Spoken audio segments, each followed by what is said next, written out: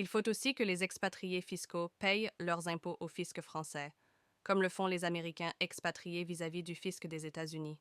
Alors après Jean Castex, peut-être Lucie Castet, première ministre, et plusieurs casse-têtes pour les exilés fiscaux qui souhaitent partir à l'étranger pour éviter toute imposition en France. Puisque peut-être qu'on va avoir l'apparition d'un impôt sur la nationalité comme ce qui existe aux États-Unis ou en Érythrée.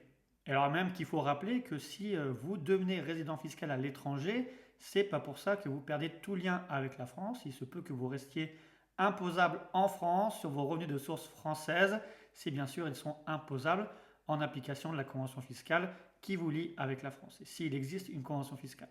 Mais c'est vrai qu'à ce jour, le critère de nationalité, même si on en entend parler déjà depuis un moment, n'est pas un critère en tant que tel qui va déterminer la résidence fiscale en France et vos obligations fiscales en France. Puisque si on lit l'article 4b du Code général des impôts, on a bien les critères de domicile fiscal qui sont liés à un foyer ou séjour principal en France, une activité professionnelle à titre principal en France ou le centre de vos intérêts économiques. Donc on n'a pas de critère de nationalité.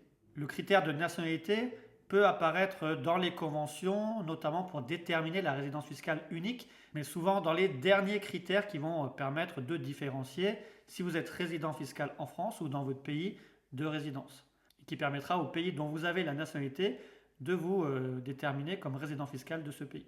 Même si on peut penser que le critère de citoyenneté est déjà présent en tant que tel dans certaines conventions. On peut penser à la convention entre la France et l'Andorre qui prévoit justement ce type de remise en cause de la fiscalité pour les citoyens français si un jour il arrive en droit français un impôt sur la nationalité, ou alors ce qui existe déjà avec la convention fiscale entre la France et Monaco qui va exclure de l'application de la convention les citoyens français.